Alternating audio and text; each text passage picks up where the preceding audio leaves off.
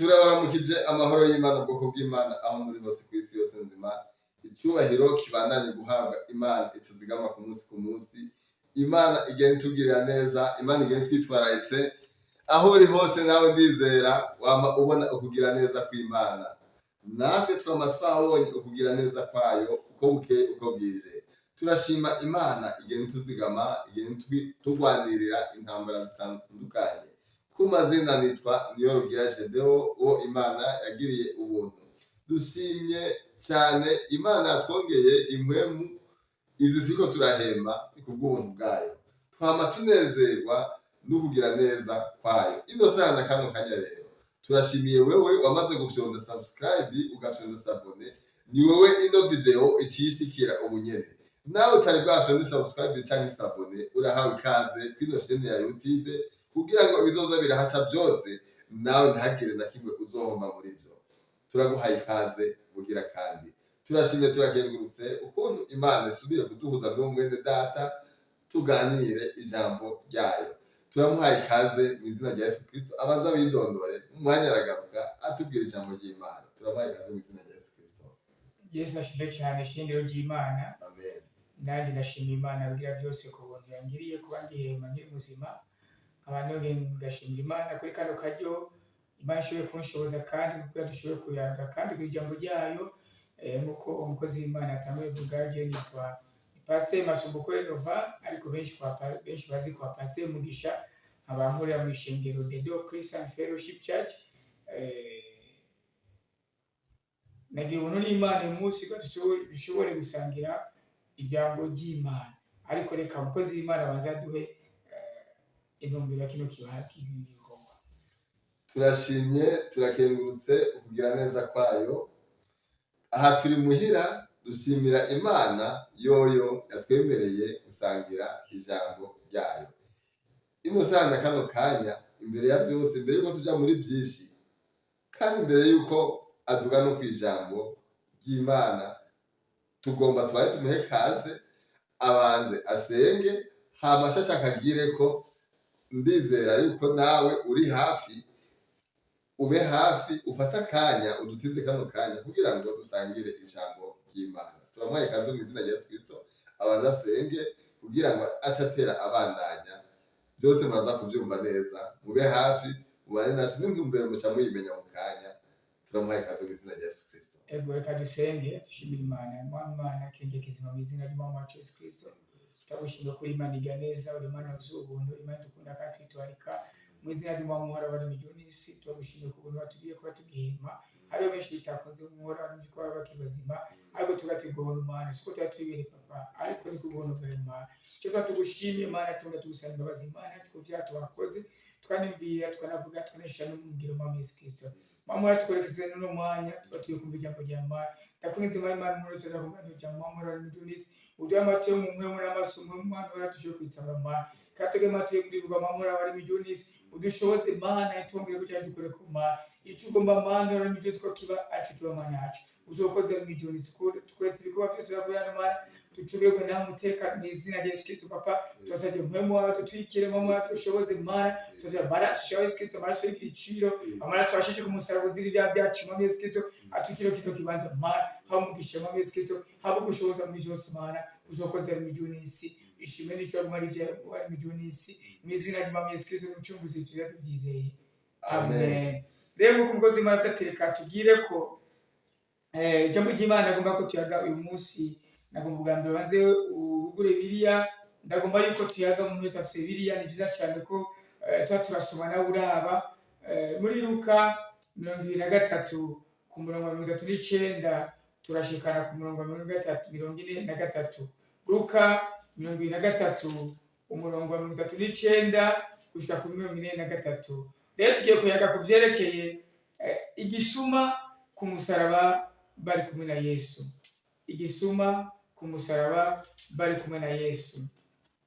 Rero ino nkuru y'umusuma ari ku musaraba ni inkuru ikomeye cyane. Ni imwe mu nkuru yerekana ubuntu bw'Imana n'imbabazi zayo. Yesu Kristo yari ku musaraba ariko arabambwa. Hariho ibisuma bibiri babambanywe nawe, vyari bimukikuje, kimwe ibubafu ikindi iburyo. Rero kimwe muri ivyo bisuma cyaramucokoye Yesu Kristo, ariko ikindi kiratahura yuko Yesu Kristo ari umwana w'Imana, kandi Yesu Kristo ko ariko wowe kumukubambwa kwiwe azize ubusa, azize ibyaha vyawe yaremye, ariko bijya bisuma vyovyo bizize ukuri, kuko vyovyo babibambye bivanye n'ivyaha vyari vyakoze. Rero kimwe muri ivyo bisuma, naho carivye, caritahuye, gishira ubugingo bwaco mu minwe vya Yesu Kristo. Nico gituma ku kanyuma cavuze giti, Yesu uranyibuka mu bwami bwawe, uranyibuka muri paradizo. Reka dusome Luka 23 ku 39-43. Haravuga gutya: umwe mu nkozi z'ibibi babambye aramutuka ati, si wowe Kristo? Niwikize natwe udukize. Ariko wa kabiri amwishura amuhana ati, no kubaha Imana ntuyubaha, kandi uciriwe urubanza rumwe n'urwiwe. Tweho turishyuye kuko tugiriwe ibihwanye n'ibyo twakoze, ariko uyu nta kibi yakoze. Kandi aravuga turahava uzunyibuke Yesu, aho uzozira mu bwami bwawe. Aramwishyura ati, ndakubwira ukuri, uyu munsi urabana nanjye muri paradizo. Imashimwe cyane. Haleluya. Reka ubwa mbere tubone inyishu zatanzwe n'abo bantu, inyishu zitandukanye zavuzwe n'abo basuma. Turavye ku 19, ivyo byose ibyo bisuma vyariko birababazwa ku musaraba biri kumwe na Yesu Kristo, ariko inyifato yavyo niyo ibitandukanye. Turavye ku 19 avuga ati, umwe mu nkozi z'ibibi babambye aramubaza ati, aramutuka ati, si wowe Kristo? Imana ishimwe cyane. Turabona ko umusuma wa mbere aho kwirimbura ngo atahure uwo ari, ko wewe ariko azirikira ukuri, ahubwo yagiye guta ibiragwe kuri Yesu Kristo. Aramutuka biritubwira iti, si wowe Kristo? Niwikize natwe udukize. Imana tubabare cyane. Rero kimwe muri ibyo bisuma cyaratutse Yesu Kristo kandi ciyakana Yesu Kristo.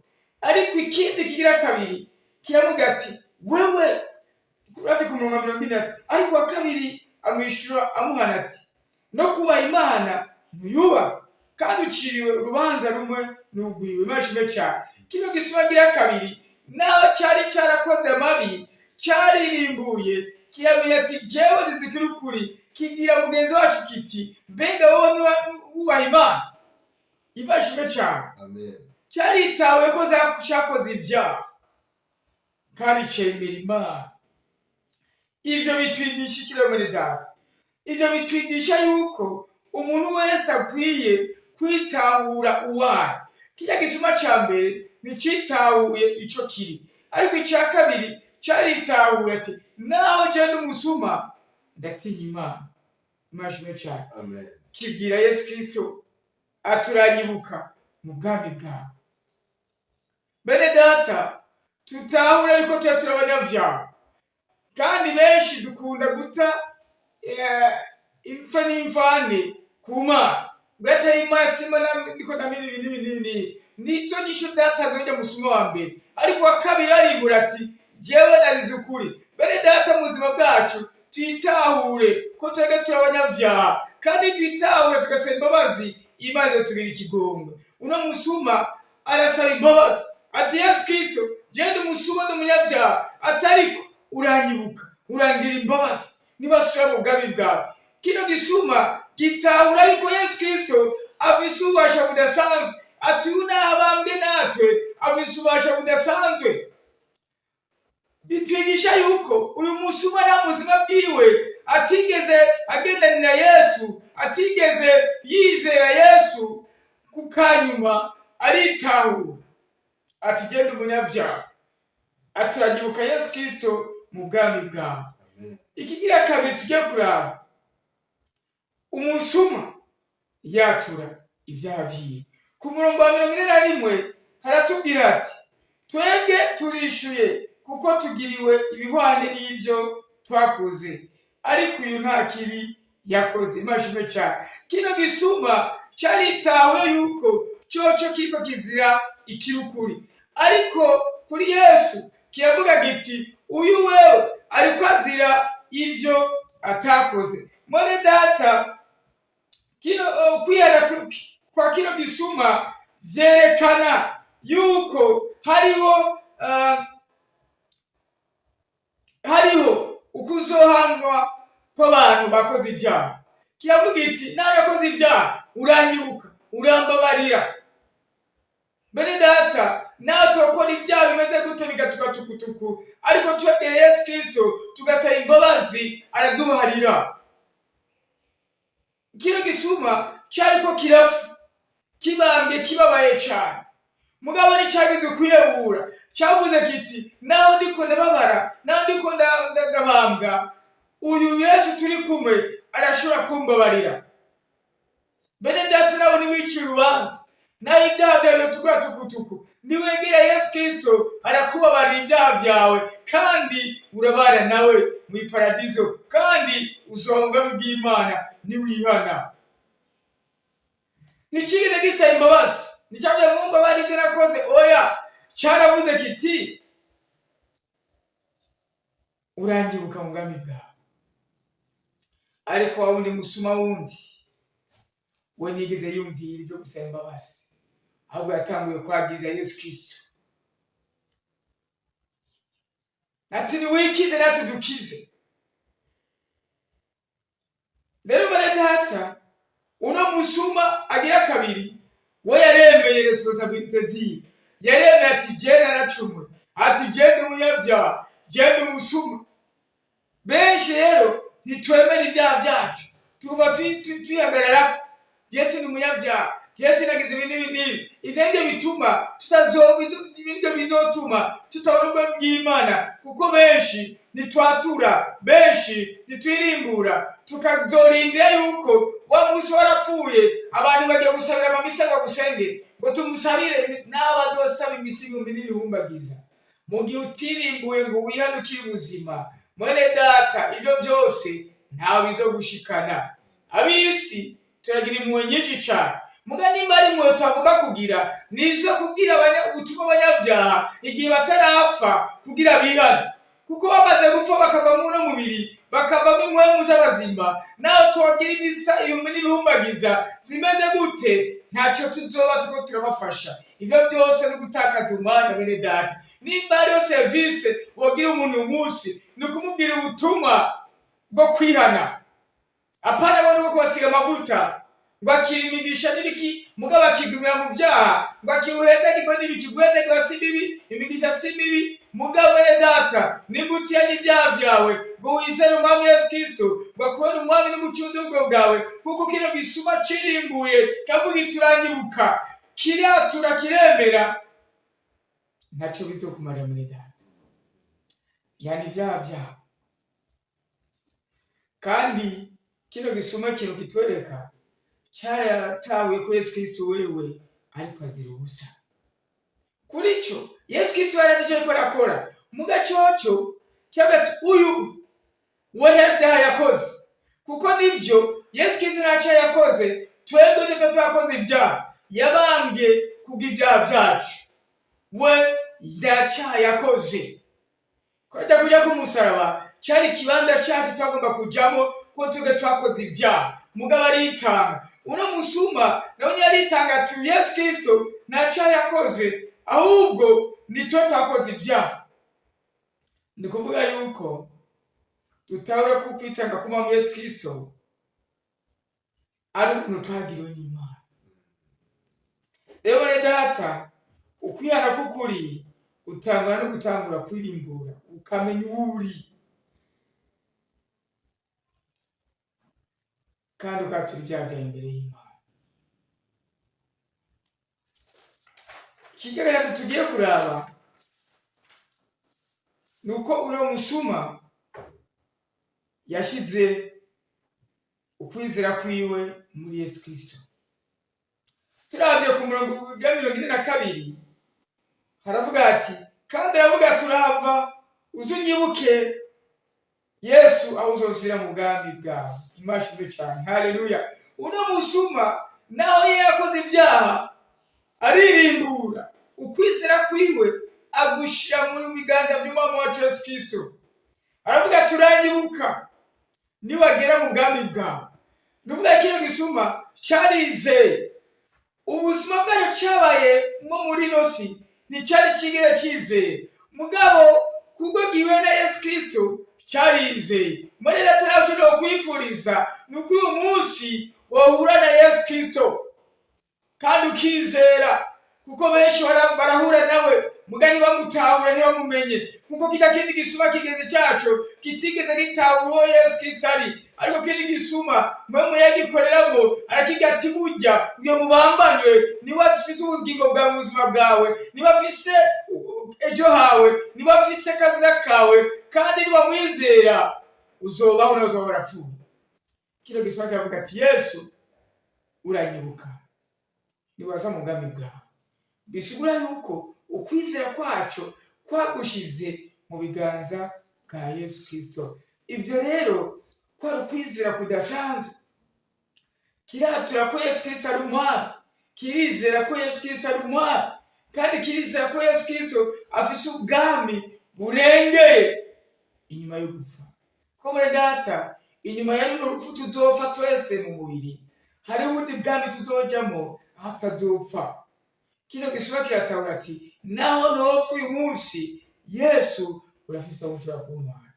Benshi bizera pastori babo, kwizera pastori wasibiye mugabo pastori ntagutwara.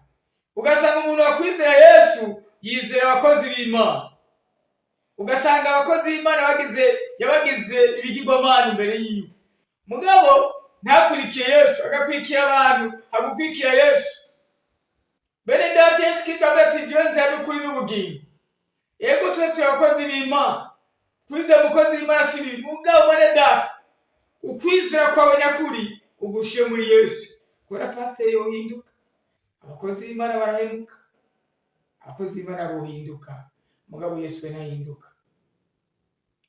Kino gisuma cyarabayeho mu buzima mugasindi yuko hari umuntu yigeze agenda kubwira ubutumwa bwiza bwa ngo cyabayeho ubuzima kitazi ibya Yesu mugabo kukanywa ko musaraba kirarimbura atuyu weri mwe yamwishyure muri data mwe yarakora kitwa muri data uyu munsi mu Kristo mwiza nimuga kwika Yesu gedubwira ubutumwa abantu bihana.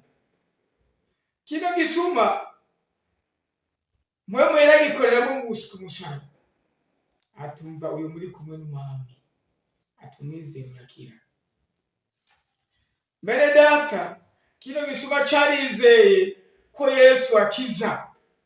Mbega nawe umunsi urizera ko Yesu akiza kuko benshi barica mu mashengero gusa bicaye. Kwica mu rusengero si bibi, kujya mu rusengero si bibi, utonamiza mu rusengero si bibi. Mbega urizera ko Yesu akiza?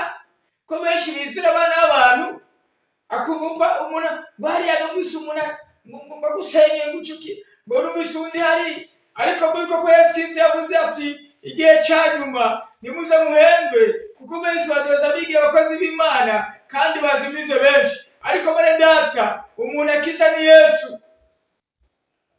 Ni Yesu wenyine ni wakiza. Amen.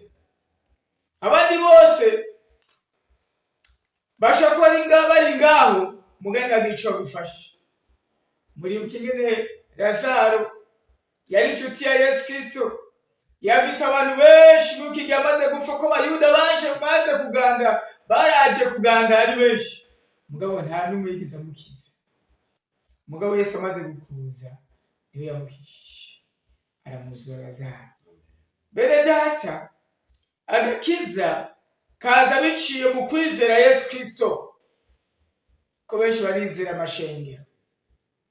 Turi mu ishengero rikomeye ririmo abantu ibihumbi n'ibihumbagiza bakaryoherwa, ko ririmo abantu ibihumbi n'ibihumbagiza si bibi. Mbega urizera ko Yesu ari umucunguzi w'ubugingo bwawe? Kuko benshi bagira mu kigwi, jesengera hariya kugira abantu bumve yuko asengera ahantu hakomeye.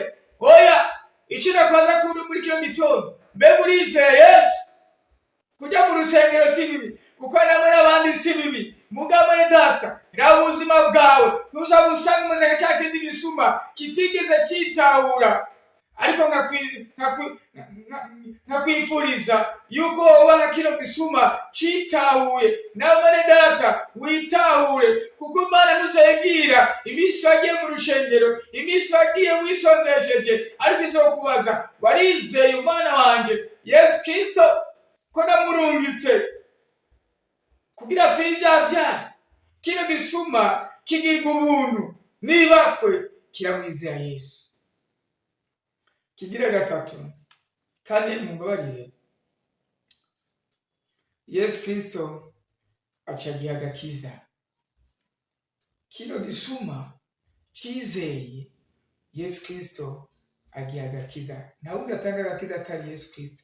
Agakiza tukabonera muri Yesu Kristo, umwami wacu Yesu Kristo. Dusomye ku Mungu 43 aravuga ati, aramwishyura ati, ndakubwira ukuri, uyu munsi urabana nanjye muri paradizo. Haleluya. Yesu aramwishyura ati, uyu munsi urabana nanjye muri paradizo. Kino gisuma nticyari busubira inyuma ngo gere gukora ibikorwa byiza, ko byari byamaze kurangira ku musaraba. Nticyari kuva ku musaraba ngo gisubire kujya gukora ibikorwa byiza, cyangwa kigenda mu rusengero. Bishoboka yuko kitigeze gukora ibikorwa byiza, cyangwa kitigeze gitonda mu rusengero, cyangwa kirimbure kuri kahise kacu, ariko giwa na Yesu muri data. Kujya mu rusengero nabyo si bibi, gukora ibikorwa byiza si bibi. Mbega uramaze guhura na Yesu mu rusengero? Mbega mu bikorwa byawe uramaze guhura na Yesu? Ariko kino gisuma gihura na Yesu ku musaraba, mu bihe bitari byoroshe, mu bihe cyari kibabaye cyane, kirizera umwami Yesu Kristo, nawe aragiharira. Aravuga ati, uyu munsi urabana nanjye muri paradizo. Yesu Kristo agiha ingabire idasanzwe kitigeze kironka ku bavyeyi bacu cyangwa ku bantu bo mu isi. Mugabo Yesu agiha ingabire idasanzwe. Yesu Kristo muri data, uyu munsi rero wamwizera araguha ingabire idasanzwe, aho uzobana nawe muri paradizo. Nawe uzoba warapfuye, uzobana nawe muri paradizo. Rero muri data ubuntu bw'Imana bwagenewe bose, kandi nta n'umwe atogirwa imbabazi muri data azisavye. Ntiyararengera muri data kuri cyo gitondeka ngo amagara, ntiyararengerana. Yesu Kristo acahamagara, yaradodora ku rugi, nawe araguhamagaye ingo. Umwizera umwami Yesu Kristo, umwizera aragukiza, umwizera araguharira, umwizera arakugira ibitangaza bidasanzwe kuko yagikoreye kino gisuma.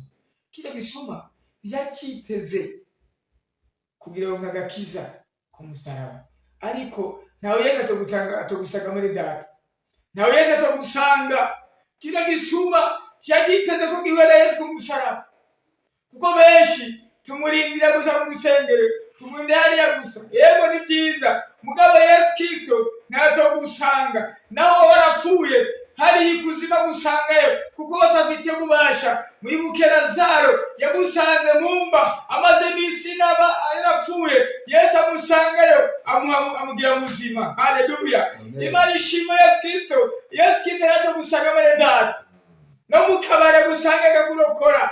Mwibuke Rahabu yamusanze mu busambanyi amurokorerayo. Mwibuke Yona yamusanze mu nda y'urufi amurokorerayo. Yesu Kristo ntatogusanga muri data. Wizera umwami Yesu Kristo muri kino gitondo, aragukiza akugira muzima. Kino gisuma ntiyaciye kigira ati genda rero wibereho hariya, kuko benshi tuzi yuko nirahura na Yesu nshobora amafaranga, cyangwa amagara meza, cyangwa ndakwirongorera, cyangwa ndakwiyubakira amazu meza nibereho, kino gisuma siko byagenze. Bene data Bwana Yesu aguha ikintu kiruta ivyo vyose nadondaguye ngaha, kuba mu paradizo biruta kuba ngaho wirira imiceri n'amanyama n'ibiki. Ahabwa ingabire idasanzwe ata mwana w'umuntu yomuha, na pastori wa ntayoguha, ba bishop ba musenyeri ntayo boguha. Yesu wenyene niwe ayitanga, iparadizo, aho tutazongera gupfa, aho tuzibera budapfa, nta nzara, nta kurira, nta ndwara, nta gupfa, nta gufisha, tuziberaho ubudapfa. Ndebo rero ngiye kurangiza uyu munsi, kino gisoma ku musaraba kitwibutsa yuko agakiza ari ingabire y'ubuntu bw'Imana. Igisuma kiba carakanse ariko ikindi kirakakira. Kiya cakanse cyatakaje ubuzima bwacu bwiwe bidashira, ariko kiya cakakiriye cyaronse ubuzima budashira. Uyu munsi rero mwene data, nawe urafise hitamo. Yesu Kristo arakwinginga, ariko hitamo ni iryawe mwene data. Reka rero twihane mwene data, ukwizera kwacu tugushire muri Kristo, hama twakire ubugingo budashira. Muri kino gitondo cyo kwifuza mwene data, wizeye Mwami Yesu Kristo. Turangije dusenga. Urashaka kubona mwene data, uriko uratumviriza uyu munsi, ukaba utarizera Mwami Yesu Kristo, ukaba utaramwakira. Uyu munsi araguhamagara, ingumakire Mwami Yesu Kristo, ingumakire ukiri muzima, araguharira. Nimba unyumva mwene data cyangwa umbona muri kino gitondo, reka dusenge isengesho ryo kwihana mwene data, umwakire Yesu Kristo, arakubona Mwami n'umucunguzi w'ubwoko bwawe. Reka dusenge. Mwami Yesu Kristo, ndaje imbere yawe, ndakwakiriye, umbere Umwami n'umucunguzi w'ubugingo bwanjye. Kuva uyu munsi ndizeye, umbabarire ibyaha byanjye, maze amazina yanjye uyakure mu gitabo cy'amahoro, uyashyire mu gitabo cy'ubugingo. Mwami Yesu Kristo, unyoze n'amaraso yawe, amaraso y'igiciro washeshe ku musaraba, uzira ibyaha byanjye. Mamora wa Remijunisi, hindura ubugingo bwanjye, ungirire icyari umugisha, uzokoze Remijunisi. Ndakwakiriye, ndakwizeye mu izina ryawe Mwami Yesu Kristo, amen. Murakoze cyane, abamwakira Imana bagiza cyane, murondeshe ngo uri hafi bizere Mwami Yesu Kristo mu cyubungo bwawe, ugende ukore kwa vy'Imana, wizere Umwami w'Imana, kandi wizere ko Yesu Kristo aza gutora ishengero. Murakoze cyane, Imana ibahezagire. Amen. Murakoze. Imana ibagirire neza, kandi Imana ibishirize kubahezagira. Turashimye cyane, dushimira cyane umukozi w'Imana. Imana yatuhaye no munsi, aduhaye ijambo ryiza, kandi Imana ibishirize kumuhezagira kugira kandi tuzosubira ikindi gihe twatumiye abandi bakozi b'Imana canke yagarutse kugira ngo atuganirize ijambo ry'Imana. Imana ibahezagire mwese. Murakoze, mugiriwe ibihe byiza, mwarahezagiwe. Shalom.